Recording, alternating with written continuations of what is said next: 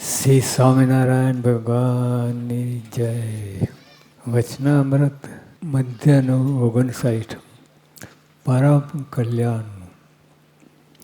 સ્વામિનારાયણ હરે સંવત 1381 શ્રાવણ સુધી દ્વાદશીને દિવસ સ્વામી શ્રી સહજાનજી મહારાજ શ્રી ગઢડા મધ્યે દાદા ખાચરના દરબારમાં શ્રી વાસુદેવ નારાયણના મંદિરની ઓસરીએ ઢોલિયા પર ઉગમણે મુખારવિંદે વિરાજમાન હતા અને સર્વ શ્વેત વસ્ત્ર ધારણ કર્યા હતા અને પોતાના મુખારવિંદની આગળ મુનિ તથા દેશ દેશના હરિભક્તની સભા ભરાઈને બેઠી હતી. પછી શ્રીજી મહારાજ બોલ્યા, જે 4 વેદ, પુરાણ, ઇતિહાસ, ઈશ્વરમાં એ જ વાર્તા છે જે ભગવાન ને ભગવાનના સંત એ જ કલ્યાણકારી છે. શ્રીજી મહારાજ પોતે બોલે છે, સર્વ અવતારના અવતારી ભગવાન, જેનાથી પર કોઈ નથી. એ બોલે છે કે 4 વેદ, 4 વેદમાં તો કેટલું બધું આવી જાય, એનું પાર ના આવે. એટલે 4 વેદનું સાર મહારાજ કહે છે. 4 વેદ, પુરાણ, પુરાણમાં 18 પુરાણ છે અને કેટલી બધી વાતો અંદર છે. 4 વેદ, પુરાણ, ઇતિહાસ, એ સર્વેમાં એ જ વાર્તા છે જે ભગવાન ને ભગવાનના સંત એ જ કલ્યાણકારી છે. ટૂંકમાં જો ભગવાનમાં વિશ્વાસ હોય તો આ વાત મનાય. કેટલી મોટી વાત આપણા હાથમાં આવી છે. ભગવાનના સંત એ જ કલ્યાણકારી છે. બધા શાસ્ત્ર ફેંદો તમે, આગું પાછું ગમે એટલા ડીપ ઊંડાણમાં જાઓ, બધું જાઓ, પણ તોય મારે કે બધું આમાં આવી જાય. ભગવાનના સંત, અને સંત ગુણાતીત છે, બીજી વાત નથી. ગુણાતીત સંત. 4 વેદ, પુરાણ, ઇતિહાસ, સર્વમાં એ જ વાર્તા છે જે ભગવાન ને ભગવાનના સંત એ જ કલ્યાણકારી છે. અને ભગવાનના જે સાધુ છે તે તો ભવ બ્રહ્માદિક દેવ થકી પણ અધિક છે. હવે અહીંયા એક દેવ કોઈ આવી જાય, ભવ બ્રહ્માદિક આવી જાય તો બધા એમની પાછળ દોડે, દોડ કરે. પણ ભગવાને મહારાજે કહ્યું, ભગવાનના જે સાધુ છે તે તો ભવ બ્રહ્માદિક દેવ થકી પણ અધિક છે. તે ભગવાન કે ભગવાનના સંતની જ્યારે પ્રાપ્તિ થઈ ત્યારે જીવને એથી ઉપરાંત બીજું કોઈ કલ્યાણ નથી. એ જ પરમ કલ્યાણ છે. એટલે મહારાજે ચોખ્ખી મોક્ષની લાઈન, મોક્ષ એ બધું ઘણું બધું દુનિયામાં છે, આ બ્રહ્માંડમાં છે, પણ મોક્ષ માટેની કે ભગવાન સંત એ જ કલ્યાણકારી છે. પછી બીજું કંઈ જોઈતું હોય તો જુદી વાત છે, પણ કલ્યાણ જો મોક્ષ જોઈતું હોય તો ભગવાન સંત એ જ કલ્યાણકારી. બીજું તમે ગમે આટા ફેરા મારો, બધું આખું બ્રહ્માંડ ફેંદી વળો, પણ તોય હાથમાં ના. સાર આટલું છે, ભગવાનના સંત એ જ કલ્યાણકારી. અને ભગવાનના સંતની સેવા તો બહુ મોટા પુણ્યવાળાને મળે છે, પણ થોડા પુણ્યવાળાને મળતી નથી. જો કેવી વાત કરી, થોડા પુણ્યવાળાને, એટલે જ્યારે 100% હોય માર્ક તો ભગવાન સંતની સેવા મળે, અને 99%, 98% તો ના મળે. એટલે આપણે કેટલા ભાગ્યશાળી. કેટલી ઊંચી કક્ષામાં આવી ગયા હોય. ભગવાનના સંત મળી ગયા. અને ભગવાનના સંતની સેવા તો બહુ મોટા પુણ્યવાળાને મળે છે, પણ થોડા પુણ્યવાળાને મળતી નથી. તો હવે કરું શું? મહારાજે જ ઉપાય બતાવે છે. માટે ભગવાનના સંત સાથે તો એવું હેત રાખવું જેવું હેત સ્ત્રી ઉપર છે, કે ગ્રહસ્થને સ્ત્રી ઉપર વિશેષ હેત હોય, કે પુત્ર ઉપર હોય, કે મા બાપને ભાઈ ઉપર હોય, તેવું હેત રાખવું તો હેતે કરીને જીવ કૃતાર્થ થઈ જાય છે. આટલી જ વાત છે. તો ગમે એટલું કરો, શાસ્ત્ર ફેંદો આ બધું કરો, પણ ભગવાનના સંતમાં હેત ના થાય તો કાંઈ કર્યું નથી. અને કેમ ના થાય? બીજા મહારાજે કહ્યું કે બીજા અપલક્ષણવાળા કુલક્ષણવાળા એમાં હેત થાય. સ્ત્રી, બૈરા, મા બાપ બધા એ ભગવાનના સંત જેવા તો હોતા નથી, પણ તોય એના ઉપર એવી લાગણી હોય. અને ભગવાનના સંત સાથે હેત ના થાય. જે સર્વે ગુણે સંપન્ન, સર્વે દોષે રહિત છે, પણ તો એમાં હેત ના થાય.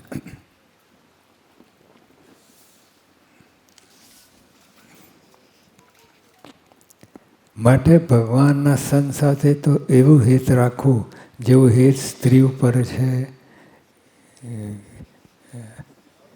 હિતની જ વાત છે. તમે હિત ડાયરેક્શન બદલવાની. અહીંયા છે સ્ત્રી, પુત્ર, મા બાપ એ ડાયવર્ટ આમ કરીને આમથી આમ તો પતી જાય. બોલો અધોગતિને પામે અને ભગવાન સંત સાથે હેત હોય તો મોક્ષ થાય. એટલું જ આમ. તો આટલું જ કરવાનું છે.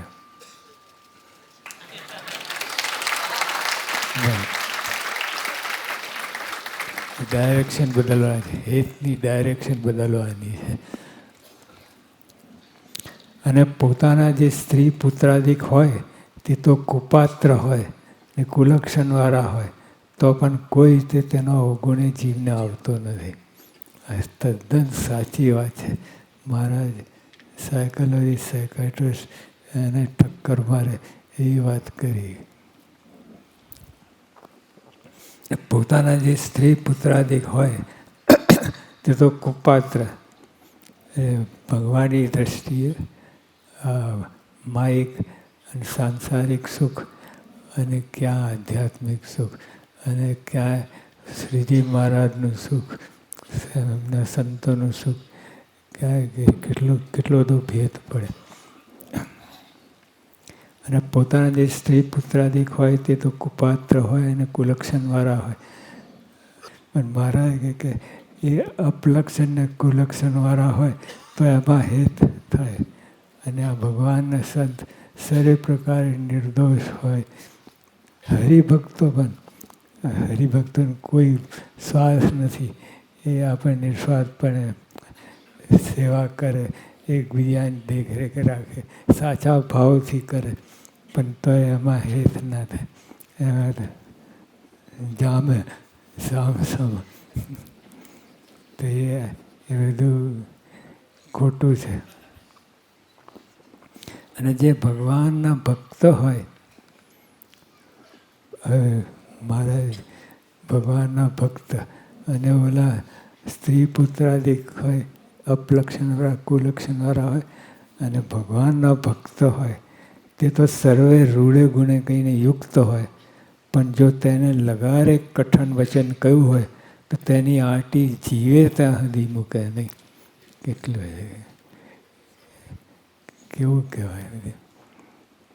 ભગવાનના સંત અથવા હરિભક્તો એના કોઈ સ્વાર્થ નથી. કંઈ મોટે ભાગે આપણે જોયા તો બધા નિર્દોષ હોય, પણ એની સામે ઓલા અપલક્ષણ કુલક્ષણવાળા હોય, પણ તો એમાં હેત ટળતું નથી અને એમાં હેત થતું નથી.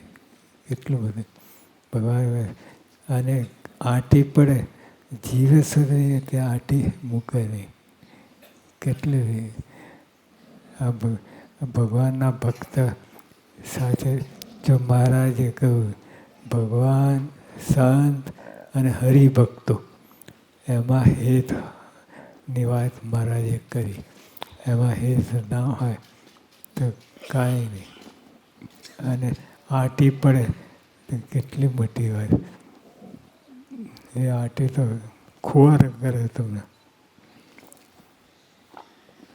પણ જો તેને લગારે કઠન વચન કહ્યું હોય તો તેની આંટી જીવે ત્યાંથી મૂકે નહીં. કેવું છે? એટલે આવી દશા હોવી ના જોઈએ. આપણા હરિભક્તો હોય ગમે બાંધછોડ બીજે કરે છે વ્યવહારમાં ને આવા ના કરું. આવા તો પકડ રાખે, જે થાય એ જોઈ લઈશ. એટલે ભગવાનના ભક્તને શું જોવાનું? એવી જેને વૃત્તિ છે તેને તો જેવું હેત પોતાના સંબંધી ઉપર હેત છે તેવું તે ભગવાનના ભક્ત ઉપર કહેવાય જ નહીં. ક્યાંથી કહેવાય? દેખીતું છે ત્યારે એનું કલ્યાણ પણ થાય નહીં. બસ બીજું કાંઈ નહીં, કલ્યાણ ના થાય. જે બધા સાધન કરીએ છીએ, જપ તપ વ્રત તીર્થ બધા જે કંઈ કરીએ આ કલ્યાણ માટે તો કરીએ છીએ. હવે એ ના થાય તો શું પાક્યું? ત્યારે કલ્યાણ પણ થાય નહીં. અને સંતનો મહિમા તો પ્રથમ કયો મોટો છે. સંતનો મહિમા જે તમે માનો કે ના માનો, શ્રીજી મહારાજ કે એના મહિમા સંતનો એવો મોટો મહિમા છે. અને સંતનો મહિમા તો પ્રથમ કયો મોટો છે. તે સંતને ભગવાનની પ્રાપ્તિ થઈ તો પણ કોઈકને એમ ડગમગાટ રહે છે જે મારું કલ્યાણ થશે કે નહીં થાય. જો મહારાજ શંકા પર શંકા, જે આપણા મનમાં બધી શંકા હોય એના ઉપર વાત કરે છે. મારું કલ્યાણ થશે કે નહીં થાય તેનું શું કારણ છે? કારણે બતાવે છે. તો એ જીવને પૂર્વજન્મને વિશે ભગવાન કે ભગવાનના સંતની પ્રાપ્તિ થઈ નથી. તેમની સેવા પણ તેને કરી નથી. તેને તો આ જન્મમાં જ નવો આદર છે. તે આગલા જન્મમાં ફળશે. અને એટલે આપણે ભગવાન સંતમાં હેત થાય એવું જ કરવું. એ ના થાય તો વિલંબ બધું ખોરાટે ચડે બધી વાત. મારું કલ્યાણ થાય નહીં તેનું શું કારણ? તો એ જીવને પૂર્વજન્મને વિશે ભગવાન કે ભગવાનના સંતની પ્રાપ્તિ થઈ નથી. તેમની સેવા પણ તેને કરી નથી. એટલે પ્રાપ્તિ થાય પણ સેવા ના થઈ હોય તો એ કોરો રહે. પૂર્વજન્મના વિશે ભગવાન કે ભગવાનના સંતની સેવા, ભગવાનની સંતની પ્રાપ્તિ થઈ નથી. તેમની સેવા પણ તેને કરી નથી. તેને તો આ જન્મમાં જ નવો આદર છે. તે આગલા જન્મમાં ફળશે. અને જેને પૂર્વજન્મમાં ભગવાનની કે ભગવાનના ભક્તની પ્રાપ્તિ થઈ હશે, પૂર્વજન્મમાં હવે ગયા જન્મમાં જે ભગવાનના સંતની પ્રાપ્તિ થઈ હશે અને તેમની સેવા કરી હશે, સેવા પ્રાપ્તિ થઈ હોય ને સેવા ના કરે, સેવા ના કરવાનું કારણ મહિમા નથી. બીજા બધાને મળે છે એવી રીતે મળ્યા તથા તેમની સેવા કરી હશે. તેને તો આ જન્મમાં કે ભગવાનના ભક્તમાંથી હેત મટે જ નહીં. ભાઈ મારે કે ભગવાન ભક્તમાંથી બીજા બધા હરિભક્તો બધાની વાત આવી. તેને તો આ જન્મમાં ભગવાન કે ભગવાનના ભક્તમાંથી હેત મટે જ નહીં, અને નિશ્ચયમાં પણ ડગમગાટ થાય નહીં. અને નિશ્ચય પાક્કો દ્રઢ ઉપાય કે આ ભગવાન જ છે, આ સંત જ છે. અને કામ, ક્રોધ, લોભ સંબંધી ઘાટ તો કદાચ રહે, એ તો એક જુદી લાઈન છે, એ ચાલ્યા જ કરે. પણ ભગવાનનો નિશ્ચય તો કોઈ રીતે મટે નહીં. તે કોઈકને વચને કહીને ન મટે એમાં શું કહેવું. એને તો જો પોતાનું મન ડગમગાટ કરાવે તો પણ ડગમગાટ થાય નહીં. એટલે આવી રીતે એટલે એ બહુ મોટી વાત છે. નિશ્ચય થયો પણ થઈ જાય તો કામ થાય. અને મહારાજના વખતથી આજ સુધી લઈને લાખોને આવો નિશ્ચય થયેલો છે. જરૂરી છે. એ ભગવાનનો પ્રતાપ જ છે. તો થાય નહીં તો ના થાય. એક ચૈત્ર કરે તો બધા ઊંધા પડી જાય. એક જ ચૈત્ર કરે બધા ઊંધા પડી જાય. એટલે ભગવાન જ પોષણ કરે છે અને બધું જ કરે છે. ભગવાન કરે કે ભગવાનની કેટલી બધી દયા. પણ ભગવાન નિશ્ચય તો કોઈ રીતે મટે નહીં. તે કોઈકના વચને કંઈ ના મટે એમાં શું કહેવું. એને તો જો પોતાનું મન ડગમગાટ કરાવે તો પણ ડગમગાટ થાય નહીં. અને એની દ્રઢતા તો જે નાદ ભક્તની છે. આ હરિભક્તો મારાના વખતમાં એવા દ્રઢ ભક્ત હતા, એવા દ્રઢ સોલિડ સચોટ પાકા હરિભક્ત હતા.